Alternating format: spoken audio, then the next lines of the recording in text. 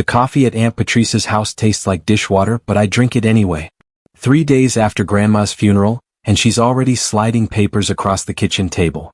Just a formality, sweetie, she says, tapping a stapled document with her manicured nail. Sign here so we can settle the estate quickly. No lawyers, no drama. Cousin Brent leans against the counter, arms crossed, smirking like he knows something I don't. The waiver sits there, innocent-looking, titled Voluntary Relinquishment of Claims. I reach for the pen, but something catches my eye. A corner of paper pokes from Grandma's worn Bible on the chair beside me. Blue ink on yellowed edges. Can I read this first? I ask. Patrice's smile tightens. It's standard. Everyone's signing. I flip through the waiver slowly, buying time. My hand shakes slightly as I pick up the pen. Then I do something they won't notice until later. I sign my initials on the back of their copy, not on the actual signature line. There, I say, sliding it back. Brent grins. Patrice exhales. Neither of them checks. In my car, I lock the doors before opening the Bible.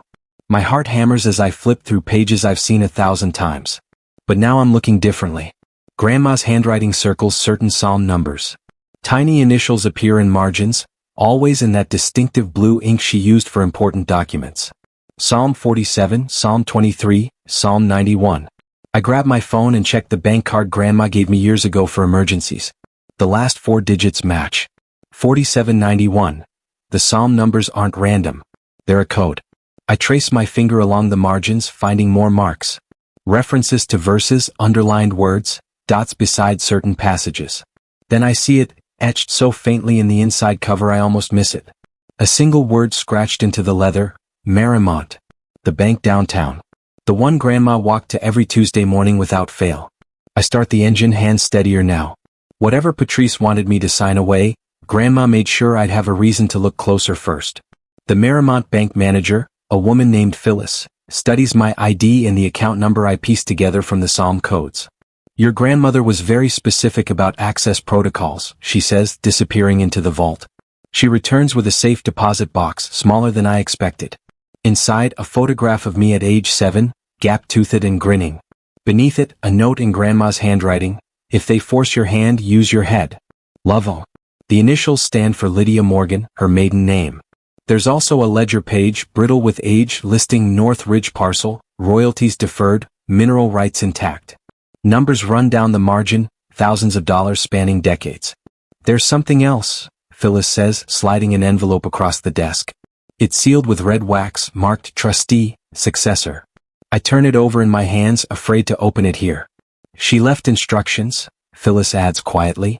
You're to open that only after verifying your identity through 3 scriptural proofs.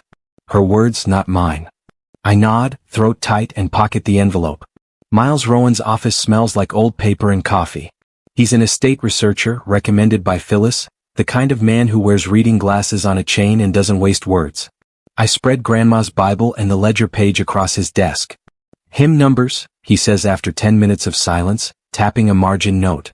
She's using the church hymnal as a cipher. Each number corresponds to a property parcel in the county records. He pulls up a database on his computer, cross-referencing numbers with land deeds. His fingers move quickly, efficiently. Your grandmother was brilliant. And patient. I watch as parcels appear on screen, each one registered under variations of her maiden name. Why hide it?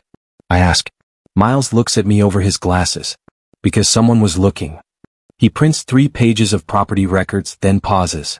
There's a second safe deposit box. Different bank. Registered under Lydia Margaret Morgan, 1954.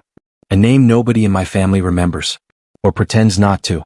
The second box sits in a bank across town, older, quieter. Inside, I find timber contracts from the 1960s, yellowed and crisp. An addendum, signed and notarized, grants successor trustee authority to the individual who verifies 3 scriptural proofs prior to family intervention. I already have 2. The psalm code and the hymn cipher. What's the third? Miles asks, reading over my shoulder. I flip to the last page of the contracts. A single line, handwritten at the bottom. Final proof rests where the light bends at 4 p.m. I close my eyes, remembering. Grandma's parlor. The way afternoon sun slanted through the western window, hitting the wall in a specific spot. She used to sit there every day at 4, reading her Bible in that golden light. I need to get into her house, I say. Miles nods. Then we go now. Before anyone changes the locks. We gather the documents and I feel the weight of what Grandma built. Not just property. A test. A map. A way to prove I was listening all along. The key still works. I slip inside Grandma's house at 3:52 p.m., Miles behind me. The parlor smells like lavender and old wood. I stand where Grandma used to sit, watching the light creep across the floorboards. At 3:58 it hits. A beam of sun strikes the wall beside the bookshelf, illuminating a faint pencil mark. A tiny cross, barely visible unless you know to look. I kneel, running my fingers along the baseboard. It's loose. Behind it, wrapped in cloth, a small tin box. Inside, a notarized codicil dated 6 months before Grandma died. I, Lydia Margaret Morgan, being of sound mind, name my grandson as contingent successor trustee, provided he refuses all family pressure prior to formal acceptance. My hands shake as I read the witness signatures. The pastor.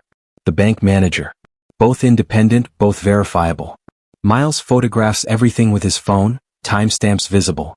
You've met the third proof, he says quietly. Then the front door opens. Aunt Patrice walks in carrying a pie, her smile bright and poisonous. Oh, sweetie. What are you doing here? Patrice sets the pie on the coffee table, her eyes scanning the room. I brought your favorite, she says, her voice honey-sweet. Thought we could talk. Just family. I slide the tin back behind the baseboard, casual like I'm adjusting my shoe. About what? She sits, smoothing her skirt. About making this easy. Sign the waiver properly this time. Keep the peace. Grandma would want that. I pour myself tea from the pot on the side table, hands steady despite my racing heart. I think Grandma wanted me to take my time. Her smile flickers. You're being stubborn. This doesn't have to be difficult. I sip my tea, meeting her eyes. I'm not signing anything until I understand what I'm signing away. Something cold crosses her face. You won't like what comes next, she says quietly, standing. She leaves the pie. I don't touch it. Miles emerges from the hallway where he'd been listening. You just met the clause, he says. Refusing family pressure. It's documented. I exhale slowly. One step closer. But Patrice's warning sits heavy in my chest. Whatever comes next, she's already planning it. The texts start that night. First from cousins I barely know. Heard you stole Grandma's Bible. Then from family friends.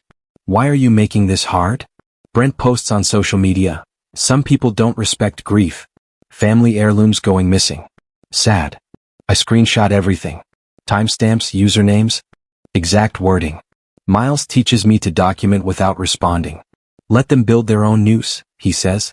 I find out Brent borrowed the Bible 2 days after the funeral, claiming he wanted to scan the family tree inscriptions. He had it for 6 hours. Long enough to photograph whatever he wanted. But I'd already made photocopies of every marked page, every margin note, every hidden code. Those copies sit in Evelyn Hartford's office now. She's the estate attorney Miles recommended, sharp-eyed and unimpressed by tears or threats. They're setting up a narrative, she explains over the phone. You stole, you're greedy, you're breaking the family apart. It's textbook. Then the call I've been dreading. The probate hearing has been moved up. Tomorrow morning, 9 a.m., they're rushing it, Evelyn says. But we're ready. The courtroom smells like floor polish and old wood. Patrice sits on one side with her lawyer, a man in an expensive suit who looks bored. I sit with Evelyn, the Bible and documents in a leather folder between us. The judge, a woman named Henderson, reviews the files with reading glasses perched on her nose. Patrice's lawyer speaks first, presenting the waiver packet. A simple relinquishment, Your Honor. The grandson agreed to step aside from estate claims. We ask the court to honor that agreement and proceed with distribution. Evelyn stands calm and precise. Your Honor, the waiver was never properly executed. Furthermore, we're presenting a notarized codicil naming my client as contingent successor trustee, along with supporting trust documentation. She slides the papers forward. The codicil. The timber contracts. The addendum with its 3 scriptural proofs clause. Judge Henderson reads slowly, her expression unreadable. I'm ordering document authentication and a 30-day freeze on all estate actions pending verification. Patrice's face goes white. Her lawyer starts to object. The judge raises her hand. 30 days. Next hearing, December 15th. As we file out, Brent mutters to Patrice loud enough for me to hear. We'll starve him out. They cut off the farm's joint checking account 2 days later. The account Grandma used for property expenses, bills, maintenance. Vendors start calling. The propane company. The insurance agent. The property tax office.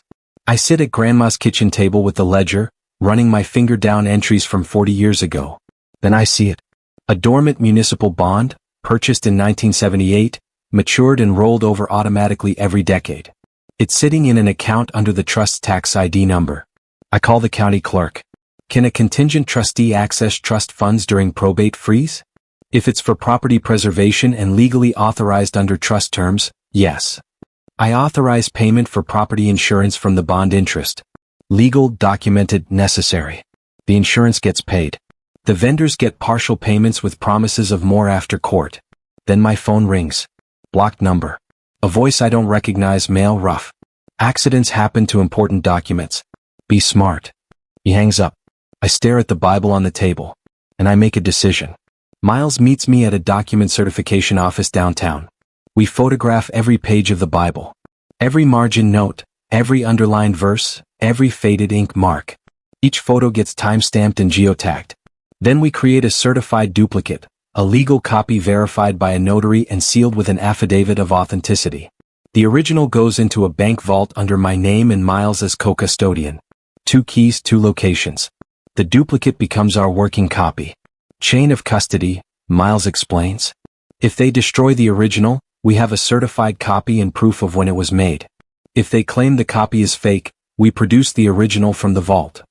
Evelyn files the custody documentation with the court that afternoon. As we're finishing, something falls from the Bible's binding. A folded paper, old and brittle. I unfold it carefully. A hand-drawn map.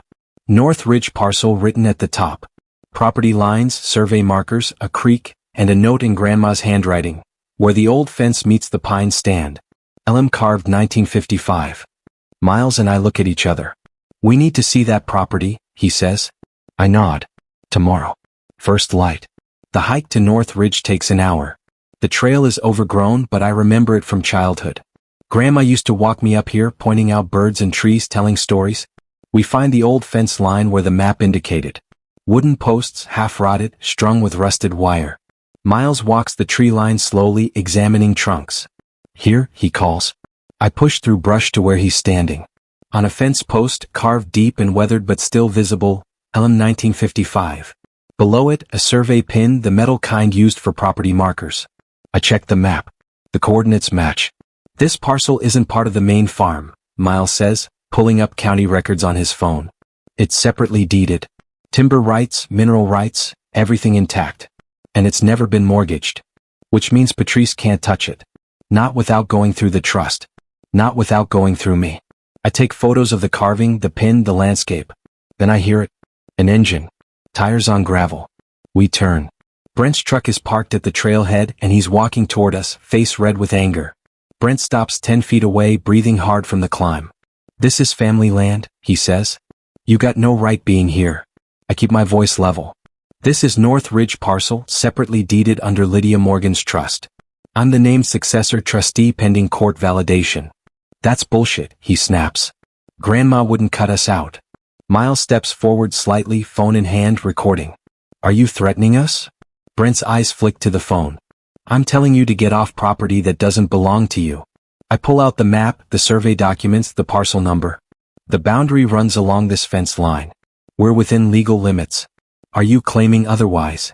He stares at the documents, jaw working. You think you're so smart. Lawyered up, hiding behind paperwork. Grandma would be ashamed. Grandma left me a map, I say quietly. He takes a step closer. Miles raises the phone higher. We're documenting everything, including any trespass threats. Brent swears under his breath, pulls out his own phone and snaps a photo of me. Let's see you explain this, he says, then turns and storms back down the trail. We wait until his truck drives away. That was a mistake, Miles says, reviewing the video. For him, not us. The timber company's regional office is a low brick building outside town. Evelyn sets up the meeting and I arrive with Miles and a folder of documents. The company rep, a woman named Greta, reviews our paperwork with a practiced eye. Elias Morgan held timber rights on North Ridge for 60 years, she says. Royalties were deferred under a management agreement. She never claimed them. What happens if management changes? Evelyn asked. Greta flips to a clause in the contract. If management changes due to trustee fraud or breach of fiduciary duty, back royalties trigger immediately. It's a protective clause. Prevents heirs from looting and running. I lean forward. How much are we talking about? She pulls up a spreadsheet. 60 years of deferred royalties, adjusted for inflation and market rates, approximately $240,000. The room goes silent. We'll need a court order to release funds, Greta continues. But based on your documentation, you have standing to request escrow pending validation. Evelyn nods. We'll file for that. As we're leaving, my phone buzzes. A court filing notification. Aunt Patrice has filed an emergency motion to remove me from Grandma's house. Effective immediately. The sheriff's deputy arrives the next morning. He's polite, apologetic, holding the motion paperwork. Ma'am, I need to ask you to vacate the premises pending a hearing. I hand him a copy of the court's 30-day freeze order. Judge Henderson issued this 5 days ago. No estate actions during the freeze period. He reads it twice, then radios his supervisor. After a brief conversation, he hands the paperwork back. Sorry for the confusion. You're clear to stay. He tips his hat and leaves. I close the door and lean against it, heart pounding. Miles calls 10 minutes later. Their overreach just became part of the court record. Evelyn's filing a motion to sanction Patrice for violating the freeze order. I walk upstairs to Grandma's bedroom, the one I've been avoiding. Her dresser still holds her things. Handkerchiefs, a jewelry box, reading glasses. I start going through drawers, not sure what I'm looking for. Then I lift the paper liner in the bottom drawer. Beneath it, folded flat, another envelope. My name on the front in Grandma's handwriting. I sit on the bed and open it carefully. The letter is 2 pages, written in Grandma's neat script. My dear boy, if you're reading this, you've made it further than I hoped and exactly as far as I planned. They confused nice with weak. I never did. I'm giving you 3 tests, the same ones that showed me who they really are. First, delay. Watch how they act when they can't have something immediately. Second, scarcity. See what they do when resources tighten. Third, truth. Observe how they respond when facts challenge their story. You've already seen all 3. Now give them rope. I read it twice, her voice clear in my head. At the bottom, a list of dates and events. Times Patrice borrowed money from the farm account for personal expenses. Times Brent claimed business costs that never materialized. All documented in the ledger I found. Grandma knew. She'd always known. My phone buzzes. Miles, you need to see this. Your aunt just opened a new LLC. Ridge Family Holdings. I fold the letter carefully. Send me everything you've got. Grandma was right. They're not just grabbing at bait. They're swallowing the hook. Ridge Family Holdings appears on the State Business Registry 3 days ago. Owner, Patrice Morgan Sullivan. Purpose, land management and asset development. Miles digs deeper. She's trying to create a shell company to move assets into before the court rules. If she can argue the parcels are family business property, not trust property, she might create enough confusion to delay validation. Evelyn files a notice of claim on all parcels listed in Grandma's ledger, plus a lease pendens, a legal notice that warns anyone trying to buy or encumber the property that it's under dispute. Her LLC can't touch anything now, Evelyn explains. Any attempt to transfer or mortgage triggers automatic violation. 2 days later, a banker I don't know sends me an email. Mr. Sullivan thought you should know. Brent Morgan attempted to pledge future timber royalties as collateral for a personal loan. We denied the application, but I wanted you on record as interested party. I forwarded it to Evelyn. Her response is immediate. That's attempted fraud. He doesn't have authority to pledge trust assets. I'm invoking the audit clause. What's that? I ask. Every trust has a self-protection mechanism. Someone tries to monetize assets before trustee validation, we can force a complete forensic review. The auditor arrives within a week, a stern man named Clifford who treats numbers like sacred text. He spends 3 days in Grandma's study, going through files, ledgers, and bank records. Patrice tries to block access, claiming privacy concerns. Judge Henderson orders full cooperation. On day 4, Clifford calls us into the study. I found an account your grandmother opened in 1989. Nobody knew about it. It's been accruing interest and lease bonus payments for 35 years. He shows us the statements. Mineral lease bonuses from a natural gas company. Small amounts annually but steady compounding. The account balance reads $173,000. Who's the beneficiary? Evelyn asks. Clifford slides the signature card across the desk. The beneficiary line reads, "To the one who refuses pressure." No name. Just that phrase. The same phrase from the codicil. Grandma didn't just test me. She rewarded the test before I even knew I was taking it. "There's more," Clifford says, pulling out another folder. "I found 3 small deeds, purchased in tax sales between 1960 and 1975. They've been sitting dormant. No activity, no claims." He lists the parcel numbers. I checked them against the hymn code in the Bible. They match.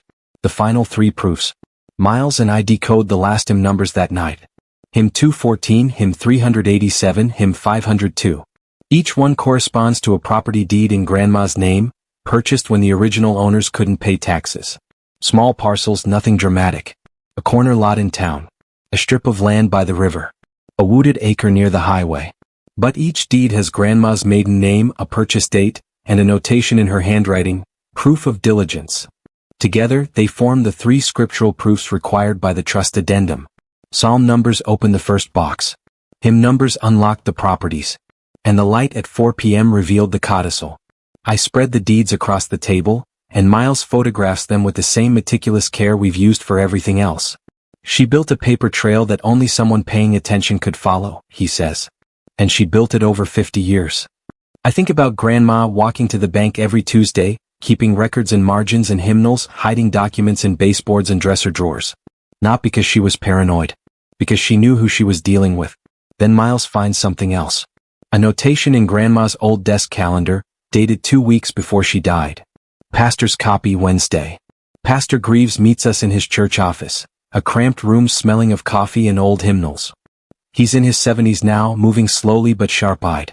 I wondered when you'd come," he says, unlocking a file cabinet. "Inside, a manila envelope with my name on it. Your grandmother left this with me as a witness. She wanted an independent party to hold a duplicate record." He opens the envelope carefully. Inside, photocopies of the Bible's marked pages, each one dated and signed by both Grandma and the pastor. "She explained the whole system to me," he says. "The Psalms, the hymns, the proofs. I thought it was excessive at the time. But she said, they'll come at him hard and he'll need more than my word. He'll need evidence even they can't twist." He hands me a sealed letter, also dated 2 weeks before her death. "She made me promise not to open this. Said you'd know what to do with it." The letter seal is intact, red wax with her initials pressed in. "The court date for final validation is next week," Evelyn says. "This corroboration is exactly what we need." As we leave, Pastor Greaves calls after me. "She was proud of you, son. Every Sunday she'd tell me, 'He listens. That's why she chose you.'" The courtroom is packed for the final validation hearing. Patrice has brought witnesses, 3 family friends who claim Grandma promised the farm to Patrice at Thanksgiving dinner 2019. Her lawyer presents their statements with confidence. Mrs. Morgan clearly intended her daughter to inherit. These witnesses confirm her verbal wishes. Evelyn stands calm as ever. "Your Honor, may I present hospital records from November 2019? She slides the documents forward. Lydia Morgan was hospitalized from November 20th through December 3rd with pneumonia. She was not present for Thanksgiving dinner. These witnesses are either mistaken or lying. The courtroom goes silent. Judge Henderson reviews the records, her expression darkening. "Counselor, did you verify your witnesses' statements?" Patrice's lawyer stammers. "We relied on their good faith representations." "Then I suggest you review your practices," the judge says coldly. One of the witnesses, an older woman, suddenly looks ill. "I must have confused the years," she says weakly. Brent, sitting beside Patrice, pulls out his phone and starts typing furiously. Then my phone buzzes. A photo from an unknown number. A notebook burning. The message reads, "Oops." I show it to Evelyn. She screenshots it immediately. Evelyn presents our evidence methodically. The time-stamped photographs of the Bible. The bank custodian affidavits confirming the safe deposit boxes and their contents. The pastor's sealed letter, open now, reiterating Grandma's intent and the conditions for successor trustee. The property deeds matching the hymn codes. The survey markers at North Ridge. Every piece of paper, every witness statement, every date and signature, forms a chain of custody so clear that even Patrice's lawyer stops objecting. Judge Henderson reviews everything in silence, her reading glasses reflecting the overhead lights. "The codicil is admitted," she says finally. I'm appointing the grandson as successor trustee, effective immediately, with full authority over estate assets pending final distribution. Patrice grips the table, knuckles white. Brent stares straight ahead, jaw clenched. Then the judge reaches for another envelope, this one from the auditor's office. There's one more matter, she says. The forensic audit reveals significant discrepancies in account management prior to Mrs. Morgan's death. She reads aloud. Payments to Patrice's personal credit cards. Cash withdrawals labeled farm maintenance with no corresponding receipts. Thousands of dollars over 3 years, all from the joint account Grandma had trusted Patrice to manage. This constitutes mismanagement at minimum, potential embezzlement at worst, Judge Henderson says. I'm ordering full repayment to the estate. The judge continues, her voice firm. Furthermore, the trust documents include a clawback provision. Any party found to have mismanaged estate assets prior to distribution forfeits their beneficial interest and is removed from all managerial roles. Patrice's lawyer tries to interrupt. Your Honor, my client was acting in the estate's best interest, covering expenses. With no documentation, no approval, and no transparency, the judge cuts him off. The trust terms are clear. Ms. Sullivan is removed from all fiduciary roles effective immediately. Her son, Brent Morgan, is barred from handling any estate assets. She signs an order, and the bailiff delivers copies to both tables. Repayment terms will be established within 30 days. Failure to comply will result in liens and possible criminal referral. Patrice stands abruptly, her chair scraping. She walks out without a word, Brent following. In the hallway, I hear her voice, shrill and desperate. This isn't over. But it is. Evelyn gathers our documents calmly. There's one final provision in the trust you should know about, she says. The Lydia Morgan Foundation clause. Once mismanagement is proven, 60% of net estate income funds a community foundation for elder care and caregiver scholarships. I stare at her. Grandma built that in from the beginning? She knew exactly who they were, Evelyn says softly. And exactly who you'd be. The foundation activation happens quietly. No press, no announcements. Just paperwork filed with the state, a board of trustees assembled from community members Grandma trusted, and a mission statement written in her own words, found in the sealed letter from the pastor. To support those who care for others when the world forgets to care for them. 60% of the timber royalties, the mineral lease payments, the land lease income, all of it flows into the foundation. The remaining 40% maintains the properties and provides a modest income for me as trustee. It's not a fortune. It's something better. A legacy with purpose. The timber company representative, Greta, calls a week later. First royalty payment is ready. Do you want it delivered or wired? Wire it to the foundation account, I say. All of it. She pauses. All of it? You're entitled to trustee compensation. I'll take that next quarter. This one belongs to Grandma. The payment processes that afternoon. $160,000, the first installment of 60 years' worth of deferred royalties. The foundation board meets the following week and funds its first 3 scholarships. I don't attend. This was never about me being seen. It was about making sure Grandma's work continued. I walk through Grandma's parlor at 4 p.m., the light bending across the wall exactly as it did the day I found the hidden cross. The house is quiet now, peaceful. No angry phone calls, no legal threats, no cousins circling like vultures. I hang Grandma's photograph above the mantel, the one of her at 30, smiling in front of the farmhouse she bought with her first teaching salary. Beneath it, I set the Bible, open to Psalm 23. The Lord is my shepherd, I shall not want. Her favorite. The keys to the house sit in my pocket. The trust filings are complete. My phone is silent, finally, per the court's order barring Patrice and Brent from contacting me. I don't feel triumphant. I feel quiet. Like I've finished a conversation that started long before I was born. Outside, the sun dips below the ridge, and the land Grandma protected glows golden. She didn't leave me a fortune. She left me a map. A way to see through people who confuse guilt with love, obligation with respect, family with ownership. They thought guilt was a leash. Grandma left me a compass instead. And now, standing in the light she marked for me all those years ago, I finally understand. The greatest inheritance isn't money. It's knowing who you are when they try to tell you who you should be.